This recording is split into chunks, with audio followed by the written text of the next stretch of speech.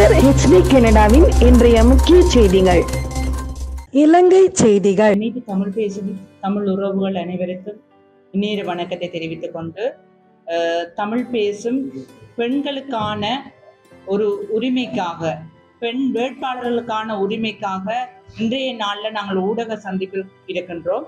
நான் கிளிநொச்சி மாவட்டத்தை சேர்ந்து பெண்களுக்காக, பெண் உரிமைக்காக குரல் கொடுக்கிற ஒரு பெண் பிரதிநிதியாக சுரேஷ்குமார் உஷானந்தினி ஆகிய நான் இந்த இடத்துல இன்றைக்கு நான் இந்த ஊடக சந்திப்பில் இன்றைக்கு நான் சில காத்திரமான சில கருத்துக்களை கூறி செல்லலாம் என்று வந்திருக்கிறேன். அந்த வகையில் பார்த்தீங்கன்னா, இந்த இலங்கை தேசத்தில் 52% பெண்கள் இருக்கிறார்கள். ஆனால் அரசியல்ல பெண்களுடைய வீதாசாரங்கள் எப்படி என்று பார்த்தீங்கன்னா 5%, அதாவது உள்ளூராட்சி சபைகள்ல தற்பொழுது 25% வந்ததால அது ஒரு கோட்டா சிஸ்டத்துக்காக நாங்கள் பெண்கள் போராடி அந்த 25% ஒதுக்கீட்டை நாங்கள் பெற்றிருந்தோம். ஆனால் நாங்கள் மாகாண சபை பாராளுமன்றங்களுக்கு பெண்களை எத்தனை வீதமான பெண்களை அங்கு கொண்டு போக போகிறார்கள் என்றது இந்த சூழ்நிலையில நாங்கள் எதிர்நோக்கிற ஒரு பிரச்சனையாக இருக்கின்றது. கூடுதலாக பார்த்தீங்கன்னா, எந்த கட்சிகளா இருந்தாலும் பெண்கள் பிரதிநிதித்துவத்தை கொண்டு வரதுக்கு இன்னுமே பேசப்படவில்லை. நிறைய பெண்கள் ஒவ்வொரு பெண்களும் நான் பார்க்கிற பார்வையில நிறைய பெண்கள் கட்சிகள்ல பயணிக்கிறார்கள். ஒரு பெண்கள் கூட இன்று வரை சொல்லவில்லை, நாங்கள் இன்றைக்கு இந்த நாடாளுமன்ற எலெக்ஷன்ல எங்களை வேட்பாளராக தெரிவு செய்யப்பட்டிருக்கிறது சொல்லப்படவில்லை. ஆளுமை மிக்க பெண்கள் நிறைய பேர் இருக்கிறார்கள். அவர்கள் எங்களோடு கூட பயணிக்கிறார்கள். அவருடைய கருத்துக்கள் இன்றைக்கு நாங்கள் கேட்கிற பொழுது சொல்றார்கள், எங்களுக்கு அது விடயமான எந்த கருத்துக்களும் தெரிவிக்கப்படவில்லை. அப்ப யாருக்கு இந்த பிரதிநிதித்துவம் கொடுக்க போறார்கள்? இல்ல ஆண்கள் மாத்திரம்தான் இந்த நாடாளுமன்றத்துக்கு திரும்பவும் போக போறார்களா? இல்லது ஏற்கனவே இருந்த நாடாளுமன்ற உறுப்பினர்கள் தான் திரும்பவும் போட்டியிட போறார்களா? இதுல என்ன மாற்றம் உருவாக போகிறது என்ற ஒரு கருத்தை வைத்துக் கொண்டுதான் நாங்கள் இந்த ஊடக சந்திப்பை இன்றைக்கு நாங்கள் நடாத்துகின்றோம். அந்த வகையில பாத்தீங்கன்னா, நாங்கள் வலியுறுத்தி கேட்கிறோம், 50% பெண்கள் இந்த நாடாளுமன்ற எலெக்ஷன்ல போட்டியிடக்கூடிய மாதிரியான வாய்ப்புகள் ஒவ்வொரு கட்சிகளையும் உருவாக்கப்படும். இந்த விடயங்கள் உருவாக்கப்படணும். ஏனெனில் 52% பெண்கள் இந்த தேசத்துல இருக்கிறபடியா நாங்கள் 50% பெண்களுக்கு அந்த ஒதுக்கீட்டை தாங்குவது கேட்கிறோம். ஏனென்றால் பெண்களுக்குரிய பிரச்சனைகள் இன்றும் தீர்க்கப்படாத நிலைமையில தான் இருக்குது. நாடாளுமன்றங்கள்ல பாத்தீங்கன்னா சட்டங்கள் திருத்தப்படாமல் இருக்கிறது.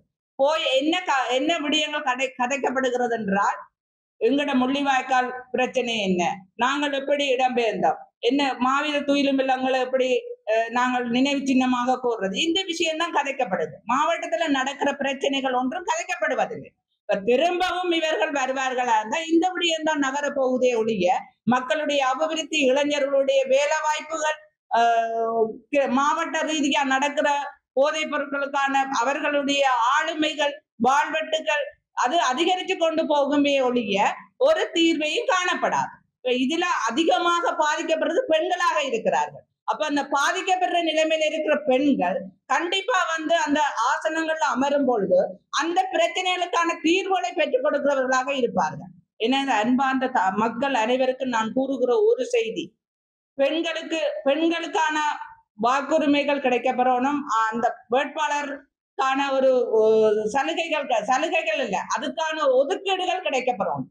அந்த ஒதுக்கீடுகளை ஒவ்வொரு கட்சியும் செய்யணும். கட்சியில் உள்ள ஆளுமை மிக்க ஒவ்வொரு பெண்களுக்கும் அது வழங்கப்படணும். கட்சியில் எவ்வளவோ ஆளுமை மிக்க பெண்கள் இருக்கிறார்கள். 20 வருஷம் 30 வருடம் என்று பயணிக்கிறார்கள். பெண்களை வைத்துக் கொண்டு அரசியல் செய்கிறார்களே ஒழிய பெண்களை அந்த வேட்பாளர்களாக கொண்டு வரதில்லை. அந்த இடஒதுக்கீடை அவர்களுக்கு கொடுப்பதில்லை. கொடுத்தா அவர்கள் இந்த நாட்டின் அபிவிருத்தியை செய்து விடுவார்கள் என்று பயப்படுகிறார்களோ எனக்கு தெரியாது. நான் இதை ஆணித்தரமாக சொல்லுகிறேன், இந்த வருடம் ஒரு மாற்றம் உருவாகணும். இந்த ஜனாதிபதி தேர்தல்ல ஒரு மாற்றம் உருவாகின மாதிரி எங்கள் நாடாளுமன்ற தேர்தலையும் ஒரு மாற்றம் உருவாகணும்.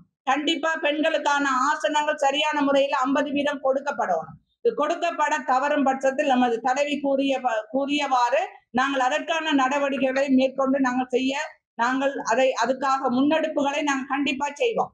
ஏனென்றால் இந்த ஜனாதிபதி ஒரு பிரதமரை பெண்ணாக நியமித்திருக்கிற பட்சத்தில் ஏன் இந்த பெண்களை ஒவ்வொரு கட்சிகளும் உள்வாங்கிறதுக்கு தயங்குகிறார்கள்.